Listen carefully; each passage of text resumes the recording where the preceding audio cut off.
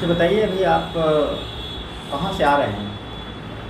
Sir अभी तो मैं अपना घर से आ रहा हूँ। अच्छा, घर से आ रहे हैं। जी। और अभी क्या करते हैं आप? सर यहाँ सचिवालय सहायक हैं सर, सचिवालय में अल्पसंख्यक कल्याण विभाग में। सचिवालय सहायक। जी।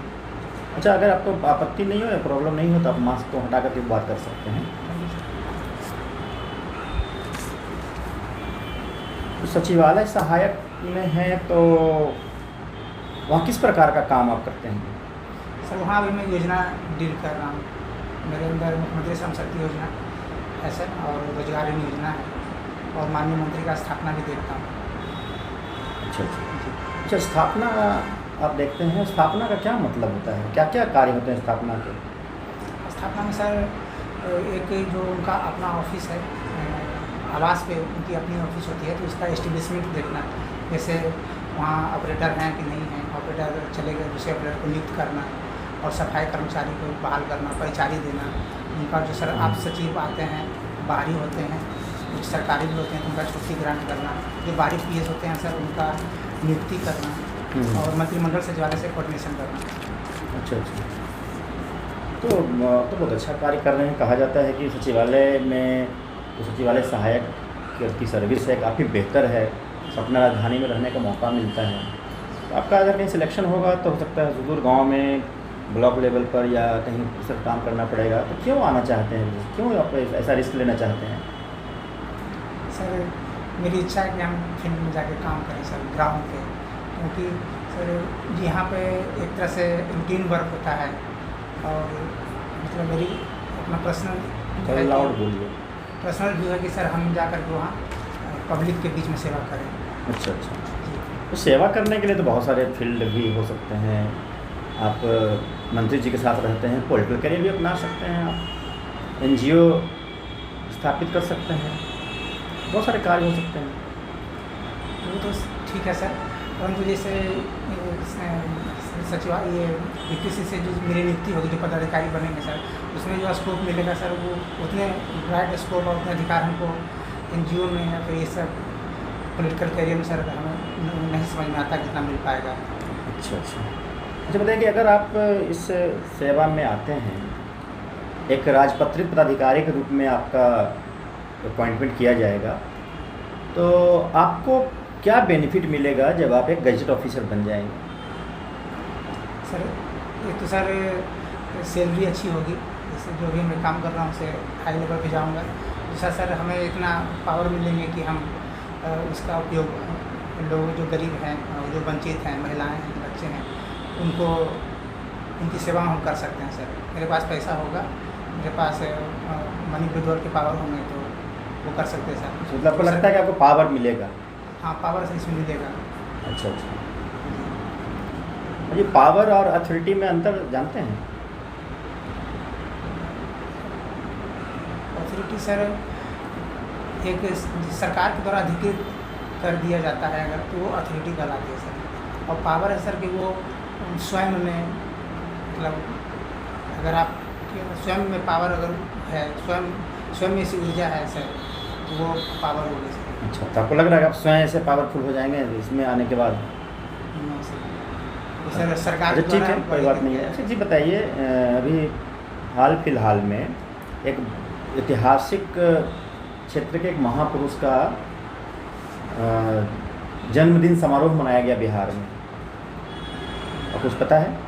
सर वीर कुंवर सिंह। वीर कुंवर सिंह का, तो वीर कुंवर सिंह जन्मोत्सव मनाया गया या विजयोत्सव मनाया गया जगदीशपुर में।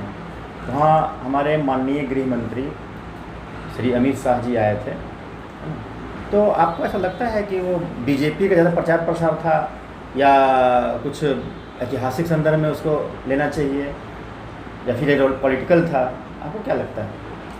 सर इसके बारे में सर ज़्यादा डिटेल नहीं मालूम है सर, बस हमको ये पता था। आपको क्या लगता है? मालूम होने की बात नहीं है, ये तो आपको मालूम है कि ऐसा हुआ है, जब उत्सव मनाया गया उनका, जी सर, है ना?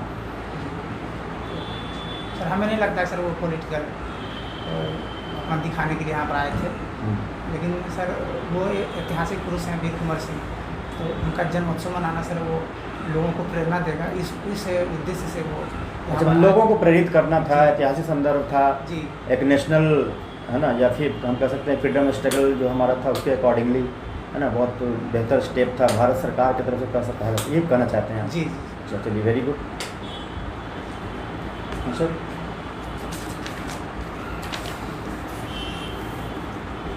ऑनर्स पेपर आपने का मैथ्स रहा है और आपने पब्लिक एडमिनिस्ट्रेशन आप किया है, ऐसा क्यों? मतलब क्या मैथ्स तो फेल नहीं था? मैथ्स भी तो काफ़ी स्कोरिंग सब्जेक्ट है। सर, चूँकि सर 2007 में ही मेरा ग्रेजुएशन हुआ है, उसके बाद हम जॉब में आ गए सर, तो मैथ का प्रैक्टिस थोड़ा छूट गया था, और जब पब्लिक एडमिनिस्ट्रेशन लिए सर तो ये हमको ज़्यादा कंफर्टेबल लगा, और इसमें हमको लगा कि हम इससे कर सकते हैं, इस मैथ से ज़्यादा इससे कर सकते हैं, इससे और जैसे इसमें जानकारी मिलता है सर प्रशासन के बारे में, एक मैनेजमेंट भी है सर, तो ये हम सर इसमें इंटरेस्ट ज़्यादा उससे लगा। है, एक बात बतलाइए कि पब्लिक एडमिनिस्ट्रेशन को जब पढ़ते हैं तो उसमें कई विचारकों का अध्ययन करना होता है, जी तो आपके सबसे पसंदीदा विचारक कौन है और क्यों? सर, एल्टन मेयो हैं सर, क्योंकि सर उन्होंने जो सिद्धांत दिया मानव संबंध सिद्धांत, उसमें उन्होंने बताया कि जो प्रशासन में लगे जो कर्मी हैं, या निजी प्रशासन में हो या सरकारी प्रशासन में हो, लोक प्रशासन में हो, तो वो एकमात्र कर्मी या मशीन की तरह नहीं है जिनको केवल अर्थ से प्रेरित किया जा सकता है, वो एक मानव है, उनकी क्या आवश्यकताएँ हैं, वो किस प्रकार सोचते हैं, उनको कैसे। तो किस थिंकर ने मनुष्य को केवल मशीन कहा? क्लासिकल थिंकर्स जो आए थे सर, वो मनुष्य को केवल मशीन की तरह समझते थे, वो ऐसा समझते थे कि इनको पेमेंट दीजिए और काम दीजिए। आप एक पब्लिक एडमिनिस्ट्रेशन में थिंकर के मामले में एक वर्ड आता है मेंटल रिवॉल्यूशन, ये क्या है? मानसिक क्रांति क्या है? मानसिक क्रांति सर है कि जो पब्लिक एडमिनिस्ट्रेशन में लगे हुए पदाधिकारी कर्मचारी हैं सर, उनके अंदर बदलाव करना, उनके सोच में ये बदलाव करना। मेंटल रिवॉल्यूशन का सिद्धांत किसने दिया था? ये एल्टन मेयो भी दिए थे। मुझे ये बताइए कि प्रशासनिक सुधार आयोग क्या होता है और अब तक कितने प्रशासनिक सुधार आयोग गठित किए गए हैं? सर, प्रशासन में सर आधुनिक परिवेश के अनुसार कुछ बदलाव आवश्यकताएँ होती है, तो उसमें बदलाव करने के लिए सर सरकार के द्वारा जो आयोग गठित किए जाते हैं तो प्रशासनिक सुधार आयोग कहलाते हैं। तो सर 2 प्रशासनिक सुधार आयोग गठित किए जा चुके हैं, तो एक है सर प्रथम प्रशासनिक सुधार आयोग, जो कि सर 60 के दशक में गठित हुआ था सर। आपने सुना होगा भ्रष्टाचार के लिए करप्शन, और कर्तव्यहीनता के लिए सुना होगा डेरिलिक्शन ऑफ ड्यूटी। कर्तव्यहीनता और भ्रष्टाचार दोनों शब्दों में क्या अंतर है? सर, कर्तव्यहीनता मेरे हिसाब से सर कि आपको जो ड्यूटी दी गई है और आप उसको पूरे मन तन से नहीं काम कर रहे हैं, आप लापरवाही की तरह काम कर रहे हैं, तो सर वो कर्तव्यहीनता हो गई। और एक है सर भ्रष्टाचार, जिसमें कि आप कुछ चाहते हैं सामने वाले से कि पैसा ले करके हम काम करेंगे, ये अगर भावना है सर तो वो भ्रष्टाचार है सर। भ्रष्टाचार कहते हैं पावर का मिसयूज़ को, कर्तव्यहीनता कहते हैं कि जो असाइन ड्यूटी वो आपने नहीं की। ठीक है, ये बताइए कि आजकल बहुत सुना जाता है कि प्रशासन में बहुत भ्रष्टाचार है, कई बार लोग बोलते हैं, ठीक है, क्या कारण है कि इतने प्रयासों के बावजूद भ्रष्टाचार खत्म नहीं किया जा पा रहा? हम लोग रोज़ न्यूज़पेपर में पढ़ते हैं किसी को रिश्वत लेते पकड़ा गया, किसी को ये। तो आप ये भी बतलाइए कि जब आप ऑफिस को ज्वाइन करेंगे तो आप अपने कार्य में पारदर्शिता और अपने कार्य के जो स्टाफ हैं उनकी पंक्चुअलिटी कैसे सुनिश्चित करें? सर, भ्रष्टाचार में सर मेरे हिसाब से सर दोनों लोग ही इसमें दोषी हैं सर। जो हमारे लोग हैं, जो हमारी जनता है, वो इतना अवेयर नहीं है, उन्हें लगता है कि हम पैसा देंगे तो मेरा काम होगा, ये मनोवृत्ति उनमें आ गई है सर, खासकर बिहार में। और जो हमारे ऑफिसर भी हैं सर, तो वो भी कहीं कहीं इसमें उस चीज़ को फ़ायदा उसका उठाना चाहते हैं सर, और वो सोचते हैं कि पैसा लेने तक ही काम करेंगे। ये उनके अंदर भी सर ऐसी मतलब दुर्गुण इसको कह सकते हैं सर आ गई है, जिसको दूर किया जाना चाहिए सर। इसमें अगर मैं ऑफिसर बनूँगा, मेरे अंदर में जो कार्यालय होंगे, तो इस पर सर मैं कड़ी निगरानी रखूँगा सर, क्योंकि सरकार हमें इसके लिए नियुक्त नहीं करेगी, सरकार हमें तो वेतन दे ही रही है और हमारे पास अधिकार भी दे रही है, काम करने का अच्छा मौका दे रही है। तो सर इसके लिए सर हम ये करना चाहते हैं, जैसे CCTV कैमरा सभी जगह लगाना होगा सर, और उसकी एक कंट्रोलिंग अपने पास रखेंगे और जो हमारे ड्यूटी आवर्स हैं उस पूरे ड्यूटी आवर्स में प्रेजेंट रहेंगे ताकि देख सकें कि हाँ सब आए हैं कि नहीं, काम कर रहे हैं कि नहीं। सर ये तो प्रथम दृष्टया ही कर पाएंगे सर। अच्छा, आप ये बताइए, कभी आप भ्रष्टाचार का शिकार हुए हैं? आप कहे कि आप भ्रष्टाचार पे पूरा अंकुश लगा दीजिएगा, तो कभी आपने महसूस किया कि आप भ्रष्टाचार के शिकार हुए हैं? नहीं सर, अभी तो ऐसा नहीं है सर। तो आप बिना भ्रष्टाचार के सब जगह आपका काम हुआ है, आप मानते हैं? सर हम लोग का जैसे स्टूडेंट्स को ज़्यादा सर ज़रूरत नहीं पड़ती है। जैसे लोग जब से 2013 से सरकार के द्वारा RTPS आया है सर, तब से तो जाति प्रमाण पत्र, आवासीय प्रमाण, ये सब तो टाइमली बन जाता है। इसमें कहीं पैसा देने की आवश्यकता नहीं है और ऐसा कोई काम किसी कार्यालय में कहीं भी नहीं सर। मेरा कार्यालय भी है और भी तो कहीं भी ऐसा सचिवालय में सर हमको देखने को नहीं मिला है कि। तो इससे लगता है कि बिहार में भ्रष्टाचार लगभग नहीं के बराबर है। सर किसी किसी ऑफिस में होगा सर, उसके बारे में कंफर्म नहीं हूँ, लेकिन जहाँ तक मैं जहाँ से गुजरा हूँ सर वहाँ ये आपने भ्रष्टाचार को नहीं देखा? नहीं सर। सुना, केवल सुना। लेकिन फिर भी नौकरशाह के यहाँ से करोड़ों की संपत्ति निकल रही है। इसका है कि कहीं ना कहीं तो उनके पास आय हो रहा है किसी न किसी माध्यम से। ओके, बिहार सरकार जो है बिहार में उद्योग लगे इस पे बहुत ज़्यादा काम कर रही है और हाल ही में सरकार ने 2 प्लांट्स का उद्घाटन भी किया। कौन कौन से प्लांट्स और कहाँ कहाँ लगे हैं? ऐसे बिहार में क्या संभावनाएं बनती है, तो इसके बारे में बताइए। सर एक सर आज के न्यूज़ में हमने देखा था पेपर में, एथनॉल प्लांट पूर्णिया में उसका उद्घाटन माननीय मुख्यमंत्री ने किया है सर। अच्छा जी। और इससे सर दूसरे के बारे में सर बरौनी में भी मुख्यमंत्री जी ने किया था कुछ दिन पहले। सर देखा नहीं। क्या संभावनाएं बनती है इस तरह के उद्योग लगने से? सर ये बहुत ही अच्छी बात है सर कि सरकार के द्वारा सर उद्योग लगाने की दिशा में कार्य किए जा रहे हैं सर। काफ़ी पहले से ऐसे मतलब होते तो और अभी स्थिति कुछ और अधिक अच्छी होती सर। अभी जो उद्योग लग रहे हैं सर वो काफ़ी सरकार के लिए और राज्य के लिए सर बहुत हितकारी हैं सर। उससे हमारा इकोनॉमिक और सोशल दोनों डेवलपमेंट होगा सर। जैसे एथनॉल के बारे में ही सर दे रहा था पेपर में देखा, उसमें करीब 16,500 लीटर इथेनॉल का उत्पादन होगा, जिसमें स्थानीय किसानों से मक्के और चावल खरीदे जाएंगे। तो उससे उनकी आय बढ़ेगी, लोग इन 2 अनाजों का उत्पादन करने के लिए किया जाएगा, रोजगार भी मिलेगा सर स्थानीय स्तर पर। आप सचिवालय में सहायक हैं और आप फील्ड में नौकरी करना चाहते हैं। आपने अपनी सेवाओं में किन किन पदों को प्राथमिकता में रखा है? ऊपर के शीर्ष पदों में किन किन पदों को रखा है? सर पहला सर डिप्टी SP सर, उसके बाद हमने BDO को रखा है। BDO को रखा है। फिर सर एक न्यू है sir municipality executive officer, additional DTO है सर। अच्छा, ये सर। और प्रशासनिक सेवा का पद नहीं? प्रशासनिक सेवा सर इस बार नहीं है। इस बार नहीं। अच्छा, तो BDO आपने दूसरे प्राथमिकता में रखा है। BDO का पे ग्रेड और आपका पे ग्रेड दोनों तो सेम है? सेम ही सर। तो आप यहाँ पे नीति निर्माण में सरकार को सहायक दे रहे हैं, तो फील्ड में जाने की जरूरत क्या है? आप यहाँ से इंस्ट्रक्ट करेंगे और आपकी जो भावनाएं हैं वो फील्ड में सीधे कार्यान्वित होगी। सर यहाँ हम जो सहायक काम करते हैं सर, तो वो सर डायरेक्ट लोगों तक नहीं पहुँच पाते। लोगों को नहीं लगता है कि हमने कुछ किया। वहाँ रहेंगे सर तो डायरेक्ट पब्लिक के बीच में काम करेंगे। वो जो सर खुशी मिलेगी सर जहाँ कहीं कहीं आप डायरेक्ट परफेक्ट रूप से सेवा करके जो है आप भी खुश होना चाहते हैं, लोगों को भी खुश जी करना जी चाहते सर। हैं।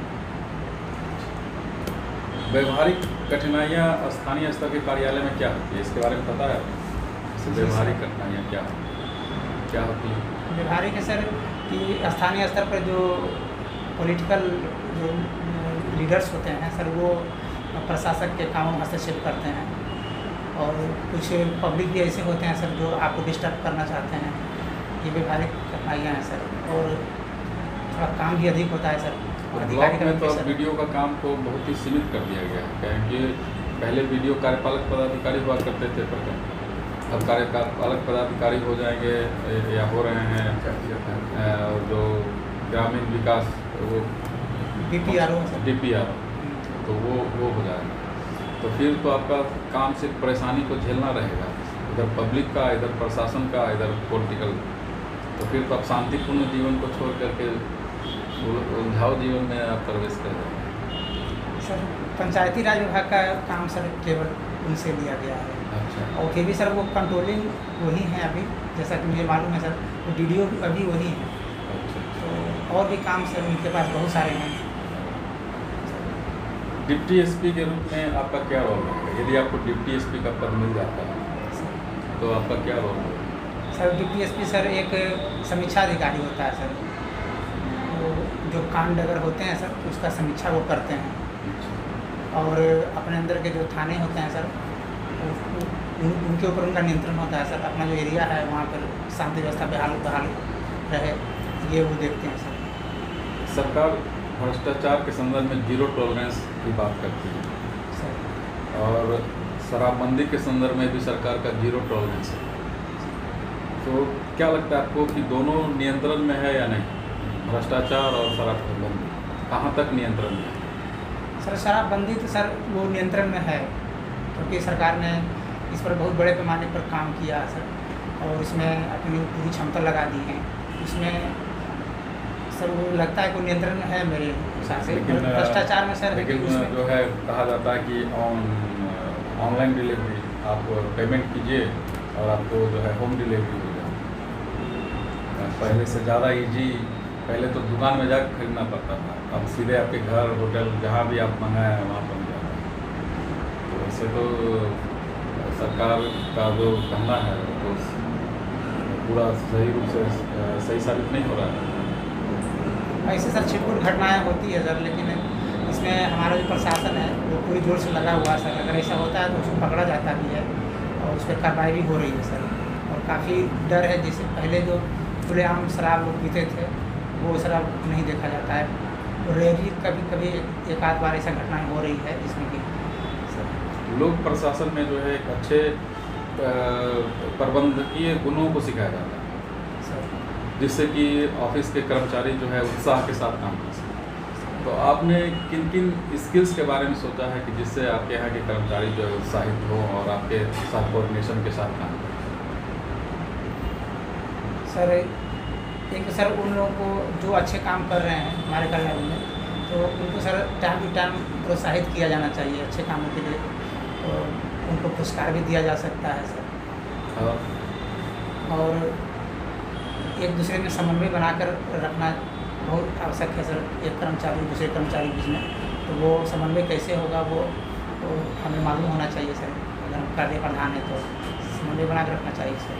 और सहनशीलता भी सर एक है कि अगर कोई गलती होता है सर किसी पदाधिकारी कर्मचारी से, तो उसको समझाना चाहिए सर, ना कि उसके ऊपर कार्रवाई कर देनी चाहिए।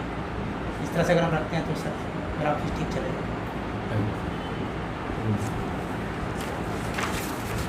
आपकी हॉबी क्या है? सर कभी गाना सुन लेते हैं सर। गाना सुनते हैं। किस प्रकार के गाने सुनना पसंद करते हैं? पुराने गाने हैं सर, से किशोर कुमार का। उसको एक गाना का बोल आप सुना सकते हैं, 2 लाइन?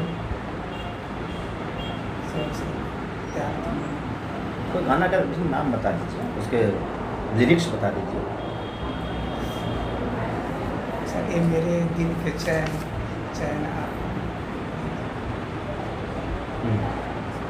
चलिए, बहुत अच्छी बात है, बहुत अच्छा, ठीक है, आप जा सकते हैं। Thank you sir. कैसा रहा? ठीक है सर। ठीक ठाक था? जी कमी कहाँ थी? तो जोर से बोलिए आप थोड़ा थोड़ा। सर लाउडनेस में कमी है सर। लाउडनेस में कमी थी सर। उसको ठीक करना है ना, अभी ही करना है, जो भी करना है अभी ही ठीक करना होगा ना, ठीक है। जैसे क्वेश्चन पूछा गया कि कहाँ से आए हैं, सर तो आपने कहा सर घर से, है ना। तो घर से आए तो ये तो थोड़ा आपके घर के बारे में इंटरव्यू बोर्ड से जान रहे हैं, है ना। कहाँ से आए, तो घर कहाँ है अनिशाबाद से। तो पूरा बताना चाहिए सर। अनिशाबाद, और अनिशाबाद का कहाँ बाईपास रोड है, कहाँ है, पुलिस कॉलोनी है, जी पुलिस कॉलोनी है, जी। तब तो पुलिस कॉलोनी सेक्टर क्वार्टर जो भी रहता है उस टाइप से बता करके अनीशाबाद पटना से मैं आ रहा हूँ। क्या सर? अगर बाहर से हैं तो जिले का नाम कम बाहर कम से और शहर आना का नाम। है तो जिला और ब्लॉक या शहर, जिला का नाम जिला और बताना है। शहर। ठीक है, जैसे बाढ़ में है सर, मैं बाढ़ का रहने वाला हूँ, बाढ़ से मैं पटना जिले के बाढ़ से आ रहा हूँ। ठीक है, ऐसे अभी व्यक्तिगत प्रश्न पूछे नहीं जाते हैं अभी इंटरव्यू में, लेकिन जब कहाँ से आ रहे हैं पूछा जा रहा है तो बताना चाहिए। ठीक है, एनर्जी लेवल थोड़ा सा बढ़ाना है। जी और जैसे सेक्शन असिस्टेंट ग्रुप में आप सचिवालय में काम कर रहे हैं, स्थापना को देख रहे हैं आप, तो स्थापना के सेक्शन में क्या क्या कार्य होते हैं, तो उस कार्य को बारीकी से एक एक पॉइंट को आप नोट कर लीजिएगा। ठीक है ना, क्या है कहने दो, एक एक पॉइंट को उसको नोट करना, स्थापना क्या क्या कार्य है, जी कौन कौन चीज़ देखना है। कर्मचारियों का नियुक्ति हो सकता है, उनका डिस्ट्रिब्यूशन हो सकता है, छुट्टी हो सकता है, सैलरी है या दंड भी हो सकता है ना, ये सारा चीज़ में तो उसको आप कैटेगराइज करके एक जगह लिख लेंगे और वहाँ पर पॉइंट वाइज पॉइंट बताएंगे। ठीक है। ठीक है, ये सब नोट कर लेना है। बोलते समय जैसे हमको आप बोलते हैं हमको, है ना, या हम देख लूँगा, ऐसे अब बोले थे हम करूँगा, ऐसे हम ये बिहारी टोन, मैं बिहारी टोन को पहले बताए हैं, लोकल टोन और टोन को थोड़ा सा सुधारना है। ठीक है ना, तो मैं मुझे ऐसे बात करना है। और दूसरा क्या है कि आप सामने वाले को बोल रहे हैं कि सर आपको जो ड्यूटी मिलेगी आप करेंगे या आप लापरवाही करेंगे, तो है ना, इसे भ्रष्टाचार और इसमें जो क्वेश्चन पूछा गया उसमें, तो आप शब्द का इस्तेमाल वहाँ पर खासकर इंटरव्यू बोर्ड को या अपने सीनियर को नहीं कहा जाता है, ऐसे, है ना। ऐसे हम लोग बात करने के शैली में ऐसी ऐसी बातें करते हैं कि आप वहाँ जाएंगे तो ऐसे देखेंगे, ठीक है ना, उसके जगह पर आप थर्ड पर्सन के भाषा में बात करना है। थर्ड पर्सन, कोई भी व्यक्ति जो अपने कार्य को ठीक से नहीं करता, ड्यूटी में लापरवाही करता या बदले में कुछ प्राप्त करना चाहता है, संबंधित है ना? कर्मचारी या अधिकारी, ऐसा बात करना है, तो उसे कहा जाएगा। तो ये थर्ड पर्सन को, फर्स्ट पर्सन और सेकंड पर्सन में जनरल, सेकंड पर्सन एकदम नहीं बात करना है खाली इंटरव्यू बोर्ड में आपको, क्लियर है। और ये डेली लाइफ में भी इसको कंट्रोल करना है, ठीक है।